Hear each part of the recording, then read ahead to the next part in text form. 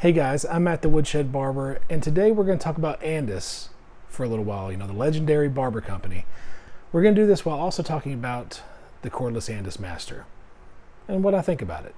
So, let's get into this.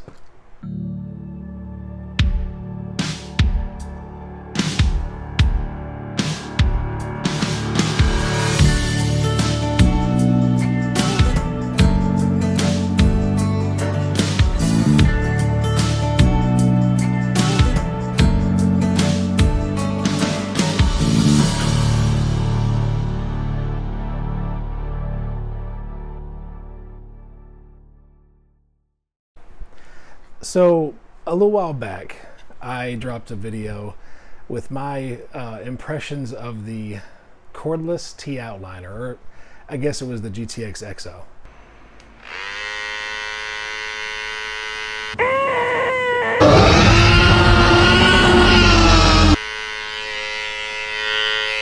Are you hearing that? I mean, I feel like I'm starting up a chainsaw. And I had some funny responses to that.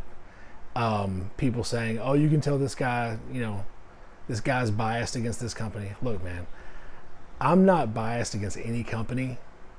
Maybe Oster. But guys, I would not consider myself for any reason biased against the Andis company. I mean, I don't know. Maybe it's 21 years in the business, and for some reason I just find it that I've came across a lot of their tools here and there, and that on top of that, maybe I'm not really biased as much as I expect good things from them. And what we've gotten in the past little while doesn't live up to the legend. So without further ado, let's talk about the Andis Master. So the cordless Andis Master. Now I will say, this surprised me. I did not expect it to be all that great, but I got this thing, I charged it up, and I'll show you my reaction right here. Okay guys, so this thing's been charging all night. You're gonna catch my first reaction. Let's try this thing out. So let me see,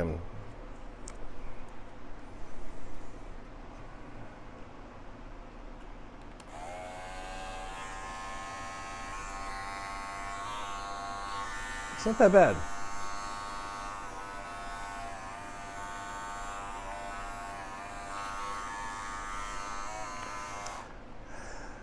Let's put some hair through it. Not that bad. The sound surprised me. So here it is right here. I've used it for the past week and a half. Pretty decent sound for being a cordless version of the classic. Now what I am noticing, you hear that? It has like a wow, wow kind of thing going on. It's not a consistent noise. And I know that a lot of clippers do that, whenever you move them. It's not like, unlike a lightsaber or something. But this right here just does it sometimes just for no reason. So the Andis Master, let's talk about the power of it. Pop the hood. 2JZ engine, no shit. So the power on this clipper. Now, one thing I've noticed about Andis and Oster do this. They don't really give the details of their motors on the box. I wonder why that is. I mean, all it says about the motor on here is high power motor. Power through all hair types. Constant speed technology. Won't drag or stall. And yeah, that's about it. It's significantly lighter, which I think was a good thing, than the original. So here was one of my originals. I've had, man, probably 5 or 6 of these. This right here was the black edition they came out with not that long ago. Well, 10 years ago, not that long ago. I loved this clipper. I have cut the cord on it. That is for display purposes. I'm not going to go back to using this. For me, this is part of my barber history now. But I loved the Master. And one of the things that I think made it so good is that with that unique feeling body, because it felt so different from the Fast Feed and from the Wall Senior, The thing I loved about it was that weight, because something about the way you would hold it, you'd flick up and the weight would pull you back down. And it'd be like that's why you get that motion with these. A lot of people who use these, you don't have as much as a flick motion as much as kind of a circular, just kind of letting the weight guide you type motion. And so this is substantially lighter. So because of that, it feels just as powerful, in my opinion, as the original. If anything, I kind of like the way it feels power-wise better. For me, the original Master was always all about the blade. The power on this clipper, I'm going to give it an 8 out of 10, only because there's so many unknowns about it. So, 8 out of 10.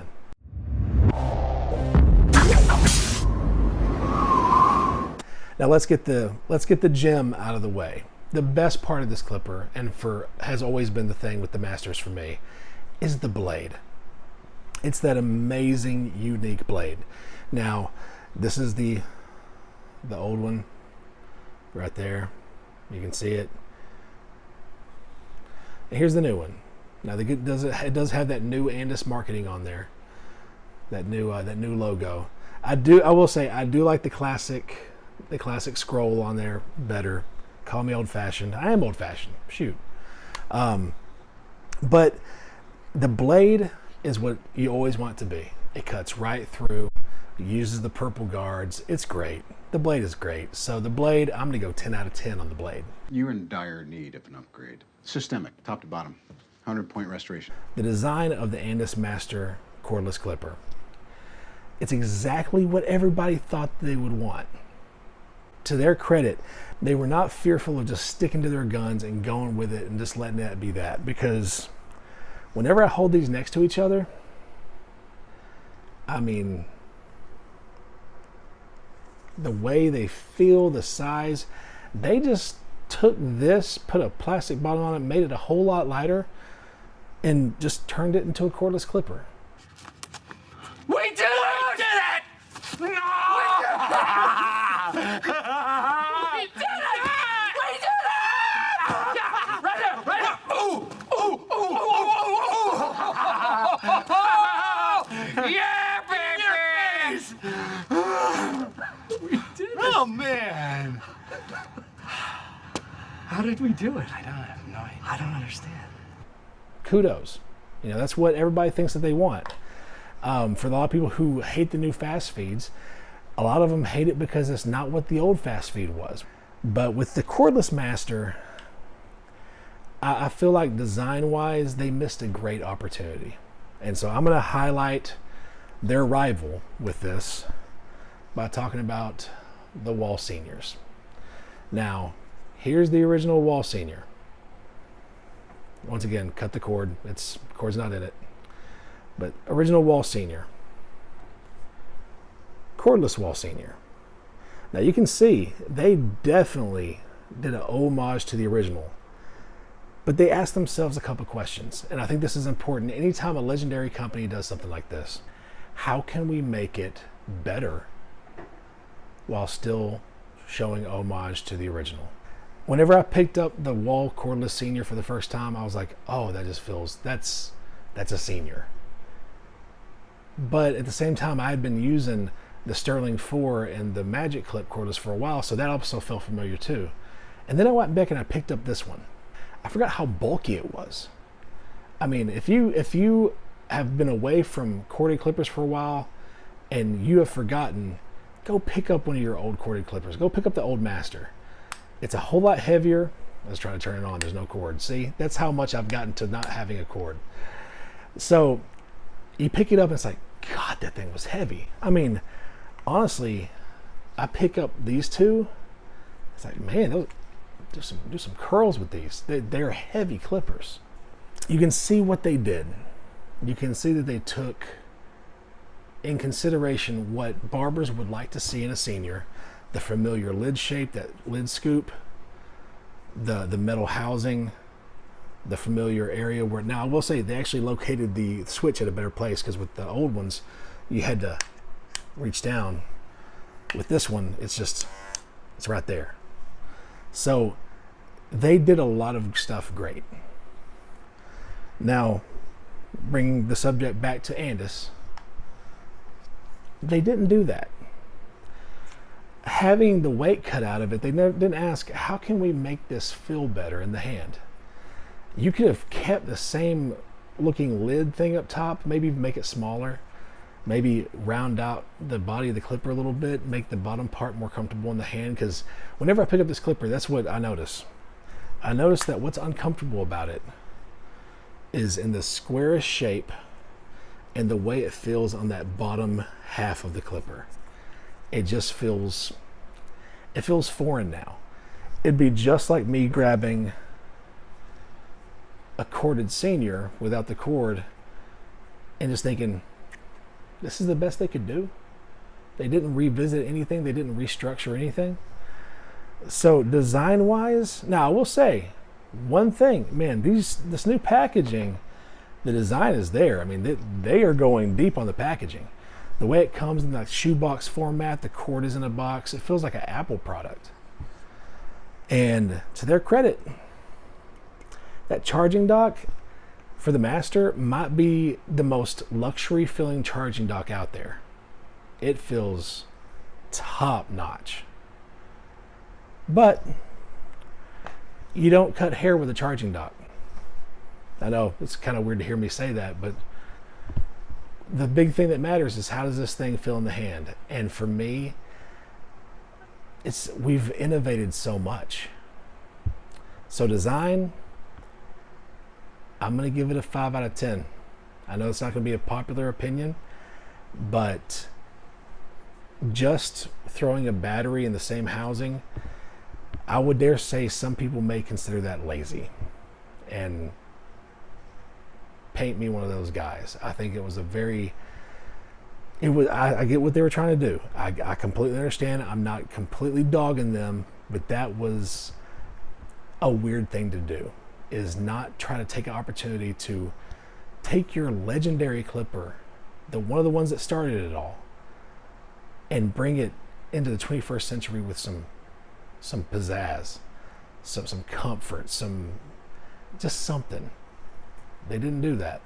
So 5 out of 10 on design. Because the way that my bank account is set up, the thing is, I got a checking in the savings, but all my money is in the savings.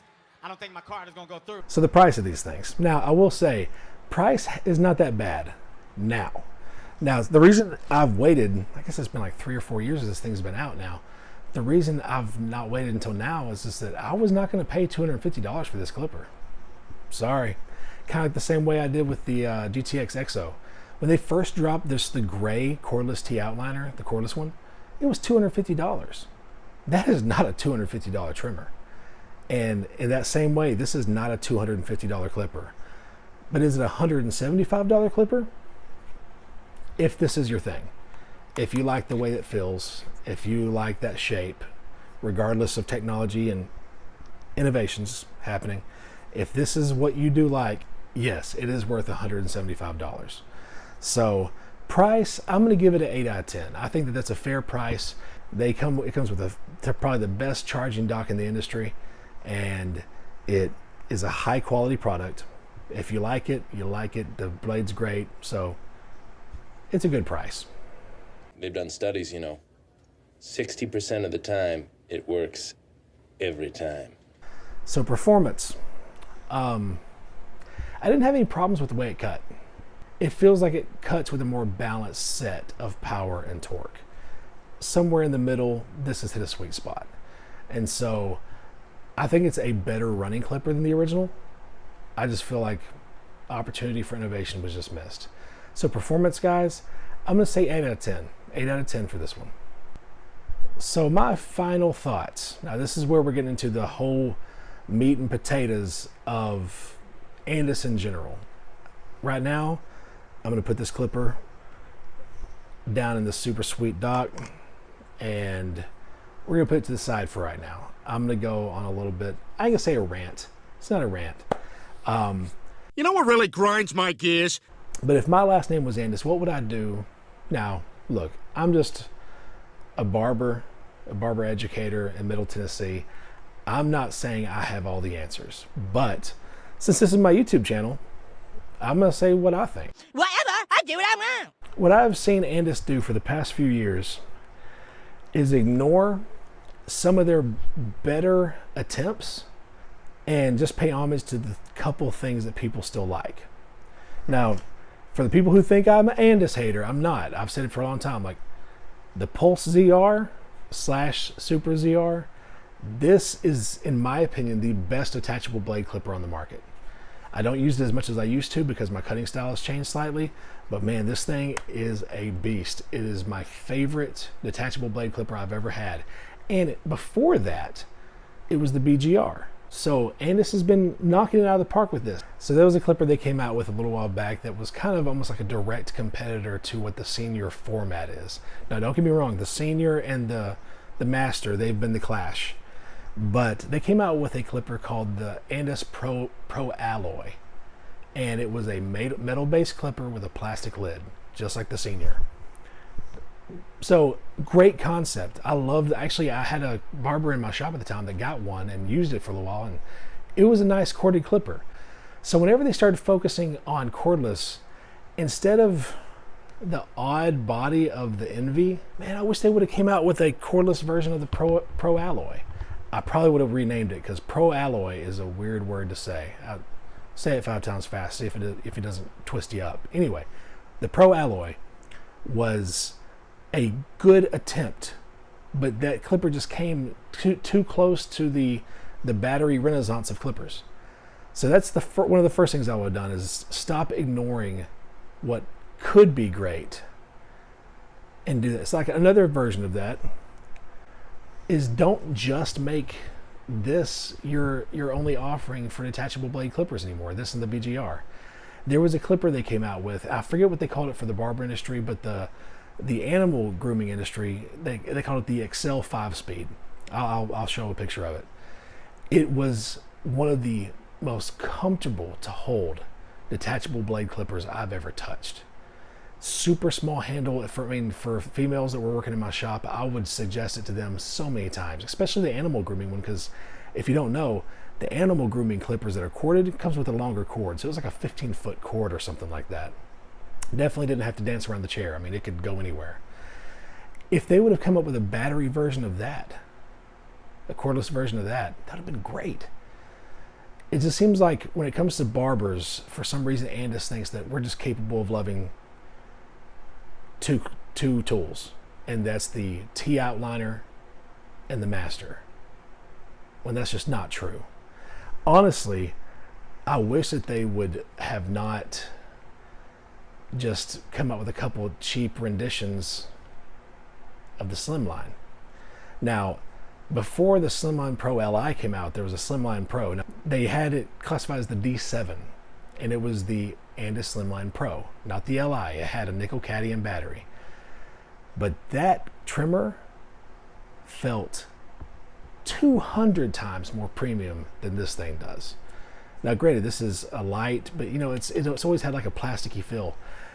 The way that D7 was constructed was just a gem. If they would have came out with a maybe slightly smaller charging base, because it had a big charging base, slightly smaller charging base with a lithium-ion battery, man, it would have been an amazing tool to have. Also, being intentional enough to have different offerings of blades, not just one blade for one trimmer, but maybe almost kind of what Stylecraft does now. They have so many different trimmer blades, but they fit all their trimmers. If you could have, the Slimline trimmer blade that had the purposeful wide tooth on it, instead of having to come up with some kind of crazy augmented one like what we did back in the day. Another thing is, don't forget your other legends. I think I showed in a video before the little T-edger from Andis. That thing was a quirky little trimmer, but it's what kind of was, I think it was maybe the D2 or D3. It's what gave birth to the Slimline, because it had that kind of same kind of blade. But it was a quirky little trimmer. I mean, if anything, instead of the Slimline Pro, just call it the T-Edger Pro or the T-Edger Slim or something like that. But another trimmer that they've forgotten about that was, in my opinion, just as legendary, Maybe not as ubiquitous. It wasn't in every single shop, but that's the Styliner. The Styliner 2, man. That's what this right here is. This right here was actually my dad's. It's been around for a long time, and it was a great trimmer. It had the same kind of blade technology that was on the other ones, but it had a different kind of feel to it, different kind of power. Why not come out with a new Styliner that is not catering? And that's another thing. A lot of Andis's new stuff, and this is where Oster messed up, caters to the stylists, caters to the cosmetologist. The last time I checked, what made Andis a company to begin with wasn't stylists and cosmetologists. It was the fact that in 1921, they came out with a great clipper for barbers. And so it's kind of that whole idea of like, man, know your audience. The people who revere Andis are not stylists. They don't care. Man, stylists use the peanut. Stylists use the peanut, and they will pull out their old rusty bladed, and look, if I'm dogging a stylist right now that's listening to this, I'm sorry, but this is just the stereotype, and some stereotypes are there because they're true. But a stylist will pull out an old Taper 2000 corded clipper that has, you know, rust all over the blades. They don't know how to oil their blades or clean their blades properly. They're misaligned. They'll bite you. Barbers, man, we take high effort in our tools. High care, high effort into our tools. And so that's your audience, Andis. That's your audience. So whether it be reshaping the shape of the Master, creating, you know, better, different offerings for detachable blade systems, or bringing back trimmers from the graveyard, whichever one it is, man, if they're listening to this, and the same way I talk about Babeless, I'm not saying this because I hate you guys. I'm saying it because I respect you and I miss you. So out of the old big three in barbering, it was Andis, Wall, Oster. Wall and Oster both hit the scene in 1919. Andis hit it in 1921, so it was a couple years after the fact. But if anything, Andis feels like the one that didn't give up on barbers completely. Like Oster, man, don't get me started on Oster. Talk about resting on your laurels. Oster only cares about making blenders nowadays. That's what Oster is. Now, they have some stuff I like. They have some stuff I've used and revered, and old school Oster I love. But man, come on, they're a blender company. Wall, man, the home haircut kit and the animal grooming kit for people at home that they sell at Walmart, that whole line was founded by Wall. So yeah, they give us repainted magic clips and repainted, detailers and repainted seniors and, a metal lid senior. It's like, well, come on, man, like innovate a little bit. So Andis, it feels like, I mean, they definitely focus a lot on their pet grooming side of things, but it feels like they're still trying to hang with us, man. To Andis, man, I would just say you get out what you put in. If we can tell that you're putting effort into really trying to reach the barber community, not just by putting a new A on a box, not just come up with some new packaging, just rehashing old equipment, but truly trying to take what was done before and perfect it. Because if it's the same, guess what? You're not trying to make it better. You're just trying to make it the same, but without a cord. So that's my rant. I'm going to leave it there. I love Andis. I want to see them back on top again. I'm just making fun of some of the efforts because I think that they are a great company and they should hear what we have to say. So I'll leave that there. Matt Andis, if you want to reach out to me, man, I'd love to have a jam session with you, man. Just talk, because you guys have made some of my favorite things I've ever used and some of the favorite things I still use. The Fat Master blade, man, what are you guys thinking discontinuing that? And plus, there's ways that we can make that better. I mean, rethinking things, man. But anyway, that's my rant for this week. Tune in next time. Anyway, guys, once again, I appreciate you. Thank you so much for watching this channel. I hope it's helpful to you. Hopefully I can bring different kind of education to the barber game than what's already out there. There's tons of great educators. I just want to add my voice to the mix. Thank you for watching. Please click that like button, subscribe, comment down below. But anyway, guys, thank you for watching, and as always, I'll check you on the next one.